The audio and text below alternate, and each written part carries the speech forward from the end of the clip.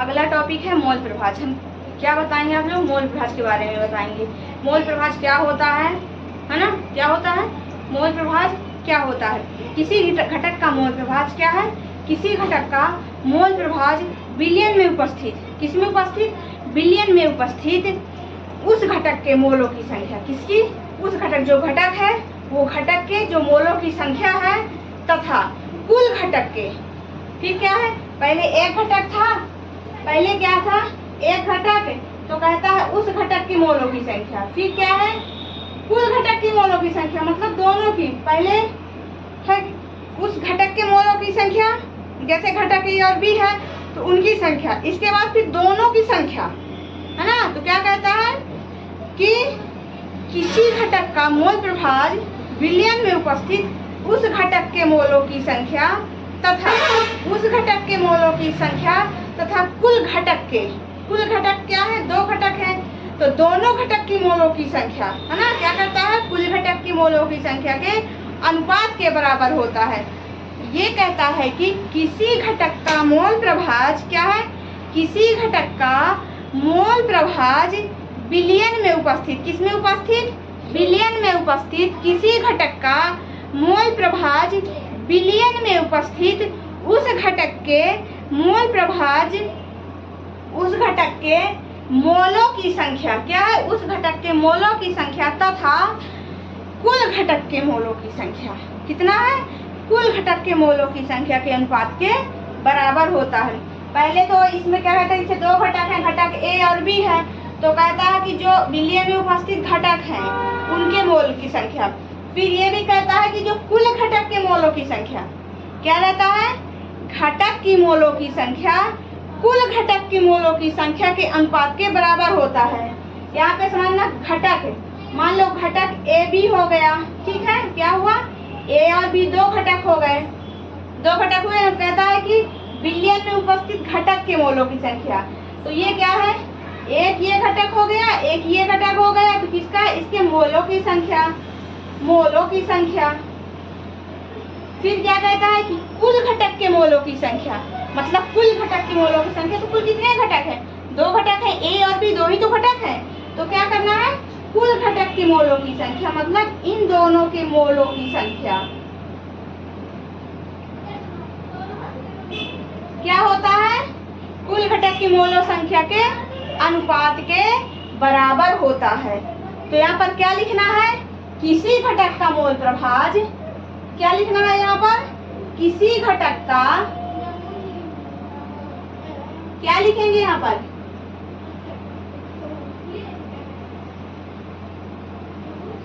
किसी घटक का, क्या करेंगे, किसी घटक का मोल प्रभाज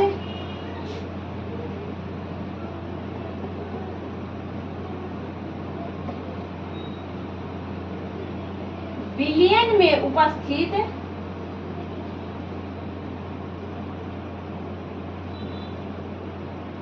किसी घटक का मोल प्रभाज बिलियन में उपस्थित उस घटक की मोलों की संख्या, क्या है, उपस्थित उस घटक की,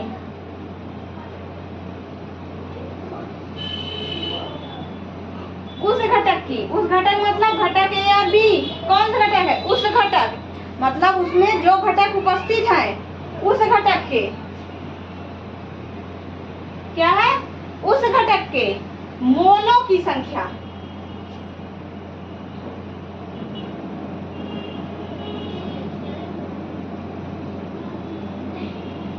बिलियन में उपस्थित उस घटक के, जो बिलियन में जो घटक उपस्थित है उनके मोल की संख्या तथा कुल घटक के,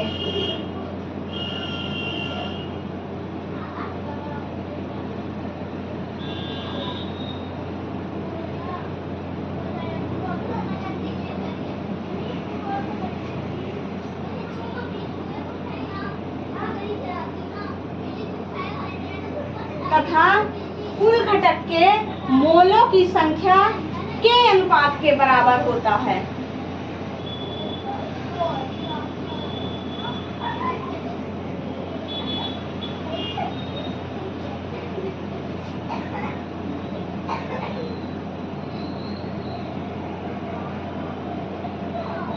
यहाँ पर बात समझ में आ गई होगी कि किसी घटक का मोल प्रभाव बिलियन में उपस्थित उस घटक के मोलों की संख्या तथा कुल घटक के मोलों की संख्या के अनुपात के बराबर होता है। आगे होगी ना बात समझ में। किसी घटक का मोल प्रभाव मतलब कोई घटक है उसका मोल प्रभाव बिलियन में उपस्थित उस घटक के, जो बिलियन में घटक उपस्थित रहते हैं तो कहता है कि बिलियन में उपस्थित उस घटक के मोलों की संख्या।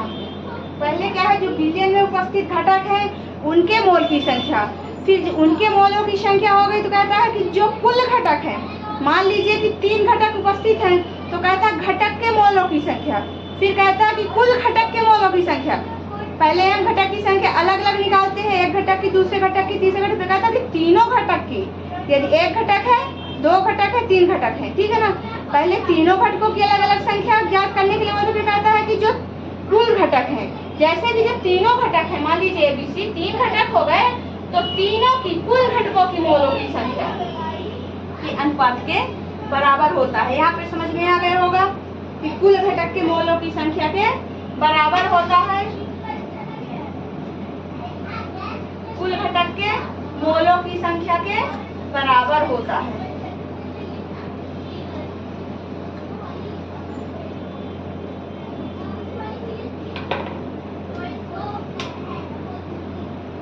मोल का घटक क्या है, घटक का मोल प्रभाव कितना है,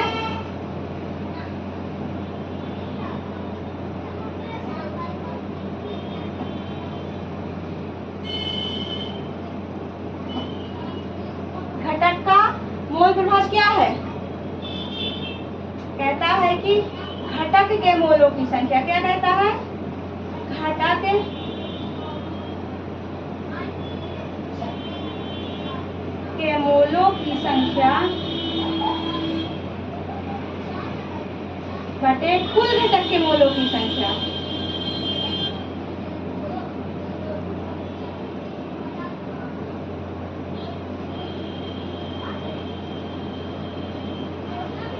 क्या बोलता है, घटक के मोलों की संख्या बटे कुल घटक की मोलों की संख्या। आ गया ना। अब घटक हम देखते हैं जिसमें 2 घटक लिए थे, एक घटक ए और एक घटक बी, तो पहले हम ए का मोल प्रभाव निकालते हैं।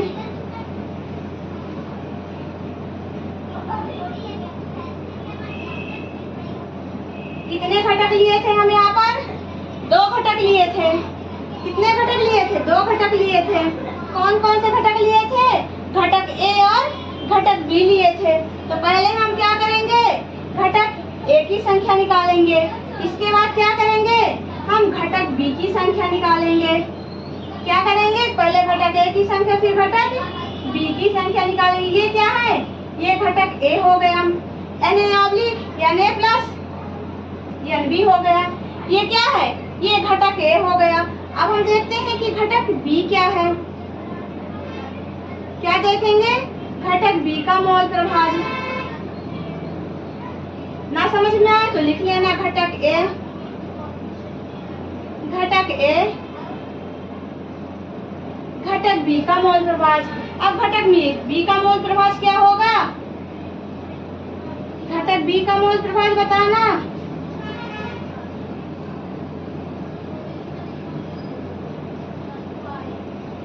ये घटक ए का मोल प्रभाव हो गया और ये क्या हो गया, घटक बी का मोल प्रभाव हो गया। दोनों का मोल प्रभाव समझ में आ गया। ये घटक ए का मोल प्रभाव हो गया, समझ में आ रहा होगा। ये घटक बी का मोल प्रभाव हो गया। अब आगे क्या देखते हैं,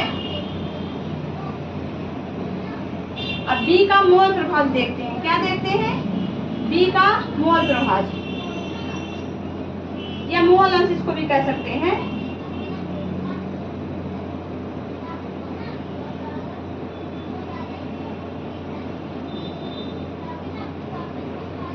घटक बी का मोल प्रभाव या मोल अंश क्या होगा,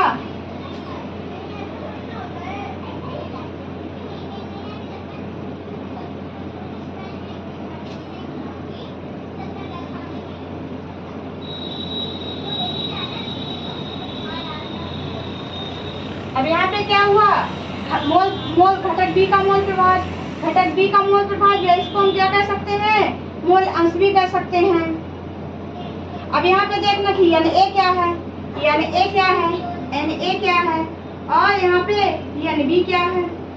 कोई बता सकता है तो कमेंट करके बताओ कि यानी ए क्या है, बताओ यानी ए क्या है।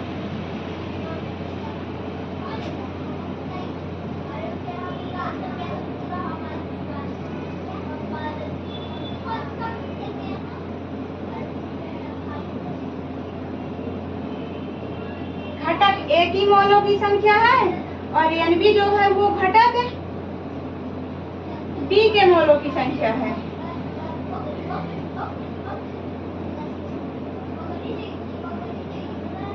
आ गई बात समझ में यहाँ तक? क्या है यानी ए क्या है, घटक ए के मोलों की संख्या, और यानी बी क्या है, घटक बी के मोलों की संख्या। तो हम इसको क्या लिख देंगे, n equal to W oblique n लिख देंगे। क्या लिखेंगे, n equal to W oblique n लिखेंगे। आ गई यहाँ तक बात समझ में कि किसी घटक का मोल प्रभाज विलयन में उपस्थित उस घटक के मोलों की संख्या तथा कुल घटक के मोलों की संख्या के अनुपात के बराबर होता है। किसी घटक का मोल प्रभाज विलयन में उपस्थित उस घटक के क्या है, विलयन में उपस्थित उस घटक के मोलों की संख्या, ए घटक और बी घटक। क्या कहता है कि उस घटक के ए और बी क्या है, यहाँ पे घटक हो गया, ए घटक और बी घटक हो गया। तो कहता है कि विलयन में उपस्थित उस घटक के मोलों की संख्या तथा कुल घटक के मोलों की संख्या। कुल घटक मतलब ए और बी दोनों के मोलों की संख्या का अनुपात बराबर होता है, मोलों की संख्या के अनुपात के बराबर होता है। जो मोल की संख्या होती है वो क्या होता है, उसके अनुपात के बराबर होता है। अब घटक का मोल प्रभाज इक्वल टू घटक का मोल प्रभाज, घटक के मोलों की संख्या बटे कुल घटक की मोलों की। यही कहता है तो घटक की संख्या हो गई और इसके बाद जिसमें कुल घटक है उनके मोलों की संख्या हो गई। तो कहता है कि घटक के मोलों की संख्या है ऑब्लिक कुल घटक के मोलों की संख्या। तो घटक की मोलों की संख्या कितनी है यहाँ पर, x equal to Na oblique Na plus Nb। ये घटक की एक घटक के का मोल प्रभाज हो गया है ना। फिर बी घटक का मोल प्रभाज क्या होता है, xb equal to Nb oblique Na plus Nb होता है। फिर बी का मोल प्रभाज या मोल अंश हो गया, क्या वो बी का मोल प्रभाज या मोल अंश हो गया। तो xb equal to Nb oblique Na plus Nb हो गया। अब बताना पे Nb क्या है, Nb क्या है, Nb क्या है, एक घटक के मोलों की संख्या है। Nb क्या है, एक घटक के, ये एक घटक है इसके मोलों की संख्या है। और Nb क्या है, Na हो गया एक घटक के मोलों की संख्या, और जो Nb है वो बी घटक के मोलों की संख्या हो गई। आ गई बात समझ में यहाँ तक? आ गई होगी बात। अब यहाँ से ये चैप्टर खत्म होता है, ठीक है। धन्यवाद आप लोगों का। नोट डाउन कर लीजिए आप लोग, और जहाँ नहीं समझ में आया होगा वहाँ कमेंट करके मुझे बता दीजिएगा कि मैम यहाँ पे समझ में नहीं आया, मैं दूसरी बार फिर से समझा दूंगी। Okay, thank you class, thank you so much.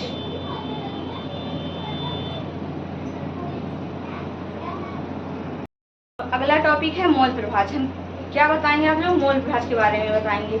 मोल प्रभाज क्या होता है ना, क्या होता है मोल प्रभाज, क्या होता है। किसी घटक का मोल प्रभाज क्या है, किसी घटक का मोल प्रभाज विलयन में उपस्थित, किसमें उपस्थित, विलयन में उपस्थित उस घटक के मोलों की संख्या। किसकी, उस घटक, जो घटक है वो घटक के जो मोलों की संख्या है तथा कुल घटक के।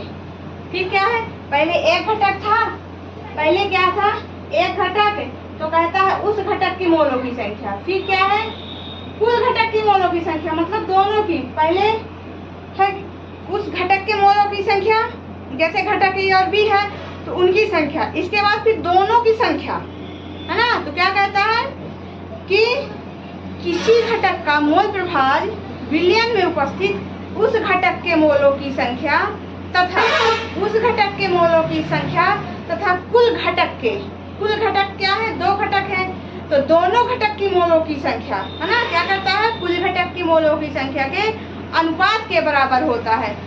ये कहता है कि किसी घटक का मोल प्रभाज क्या है, किसी घटक का मोल प्रभाज विलयन में उपस्थित, किसमें उपस्थित, बिलियन में उपस्थित किसी घटक का मोल प्रभाज बिलियन में उपस्थित उस घटक के मोल प्रभाज उस घटक के मोलों की संख्या क्या है, उस घटक के मोलों की संख्या तथा कुल घटक के मोलों की संख्या कितना है, कुल घटक के मोलों की संख्या के अनुपात के बराबर होता है। पहले तो इसमें क्या कहता है, जैसे दो घटक हैं, घटक ए और बी है, तो कहता है कि जो बिलियन में उपस्थित घटक हैं उनके मोल की संख्या। फिर ये भी कहता है कि जो कुल घटक के मोलों की संख्या क्या रहता है, घटक की मोलों की संख्या कुल घटक की मोलों की संख्या के अनुपात के बराबर होता है। यहाँ पे समझना, घटक मान लो घटक ए बी हो गया, ठीक है, क्या हुआ, ए और बी दो घटक हो गए, दो घटक हुए। अब कहता है कि बिलियन में उपस्थित घटक के मोलों की संख्या, तो ये क्या है, एक ये घटक हो गया, एक ये घटक हो गया, तो किसका, इसके मोलों की संख्या, मोलों की संख्या। फिर क्या कहता है कि कुल घटक के मोलों की संख्या, मतलब कुल घटक के मोलों की संख्या, तो कुल कितने घटक है, दो घटक है, ए और बी दो ही तो घटक है, तो क्या करना है, कुल घटक के मोलों की संख्या, मतलब इन दोनों के मोलों की संख्या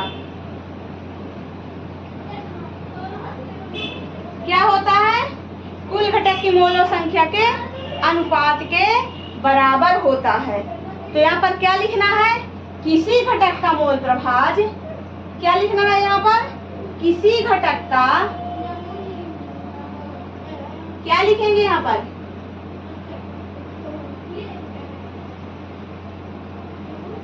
किसी घटक का, क्या करेंगे, किसी घटक का मोल प्रभाज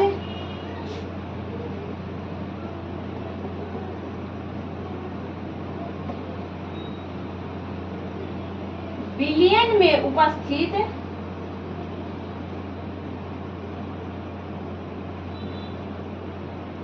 किसी घटक का मोल प्रभाज बिलियन में उपस्थित उस घटक की मोलों की संख्या, क्या है, उपस्थित उस घटक की,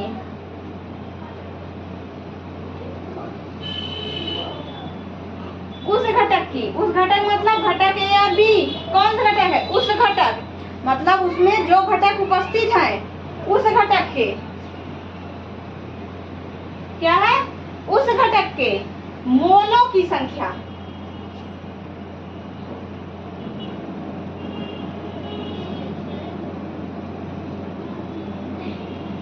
बिलियन में उपस्थित उस घटक के, जो बिलियन में जो घटक उपस्थित है उनके मोल की संख्या तथा कुल घटक के,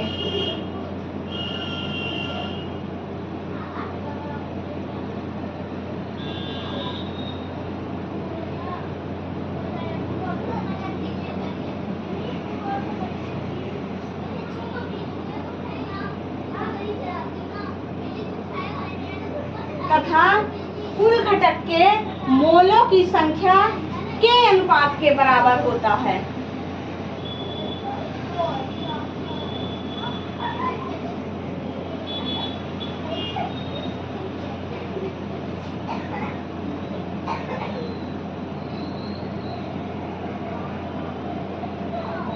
यहाँ पर बात समझ में आ गई होगी कि किसी घटक का मोल प्रभाज बिलियन में उपस्थित उस घटक के मोलों की संख्या तथा कुल घटक के मोलों की संख्या के अनुपात के बराबर होता है। आगे होगी ना बात समझ में, किसी घटक का मोल प्रभाज मतलब कोई घटक है उसका मोल प्रभाज बिलियन में उपस्थित उस घटक के, जो बिलियन में घटक उपस्थित रहते हैं तो कहता है कि बिलियन में उपस्थित उस घटक के मोलों की संख्या, पहले क्या है, जो बिलियन में उपस्थित घटक है उनके मोल की संख्या, फिर उनके मोलों की संख्या हो गई तो कहता है कि जो कुल घटक है, मान लीजिए कि 3 घटक उपस्थित हैं तो कहता है घटक के मोलों की संख्या, फिर कहता है कि कुल घटक के मोलों की संख्या।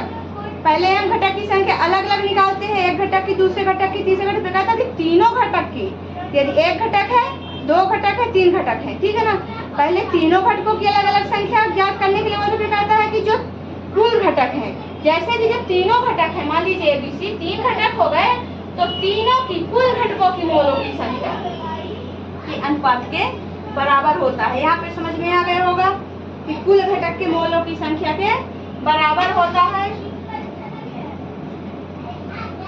कुल घटक के मोलों की संख्या के बराबर होता है।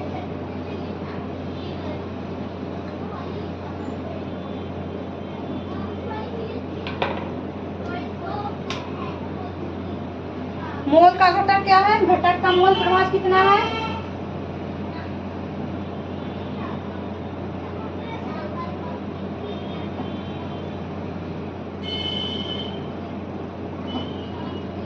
घटक का मोल प्रभाज क्या है, कहता है कि घटक के मोलों की संख्या, क्या कहता है, घटक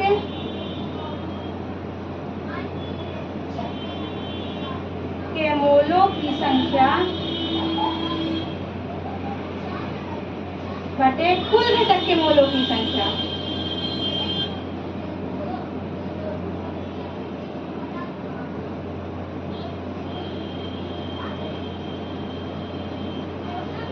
क्या बोलता है, घटक के मोलों की संख्या बटे कुल घटक की मोलों की संख्या। आ गया ना। अब घटक हम देखते हैं जिसमें दो घटक लिए थे, एक घटक ए और एक घटक बी। तो पहले हम ए का मोल प्रभाज निकालते हैं।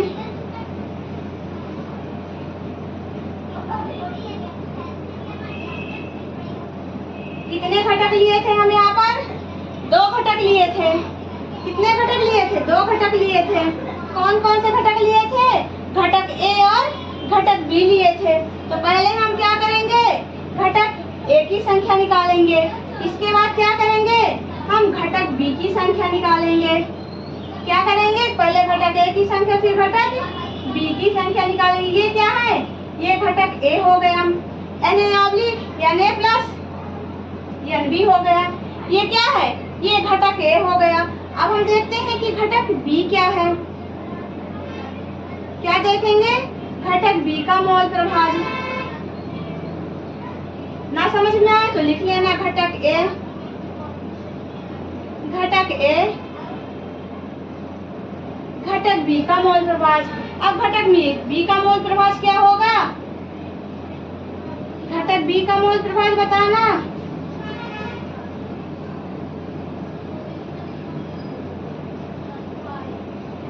ये घटक ए का मोल प्रभाज हो गया और ये क्या हो गया, घटक बी का मोल प्रभाज हो गया। दोनों का मोल प्रभाज समझ में आ गया। ये घटक ए का मोल प्रभाज हो गया,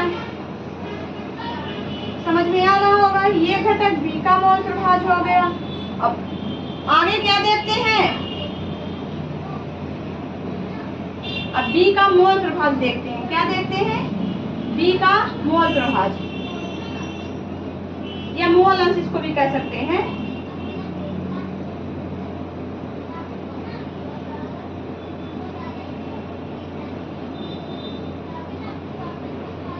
घटक बी का मोल प्रभाज या मोल अंश क्या होगा,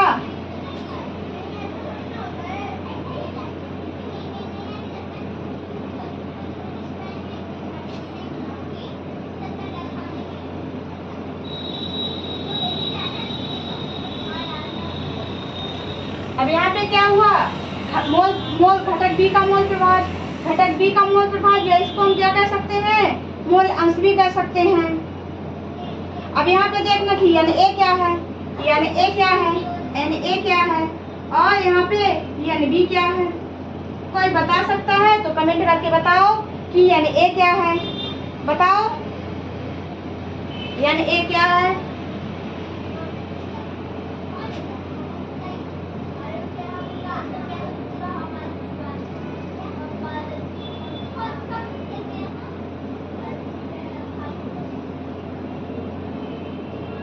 घटक ए की मोलों की संख्या है और यानी बी जो है वो घटक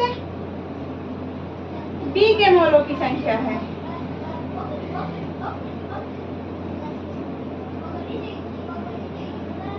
आ गई बात समझ में, यहाँ तक क्या है, यानी ए क्या है, घटक ए के मोलों की संख्या और यानी बी क्या है, घटक बी के मोलों की संख्या। तो हम इसको क्या लिख देंगे, n equal to W oblique n लिख देंगे।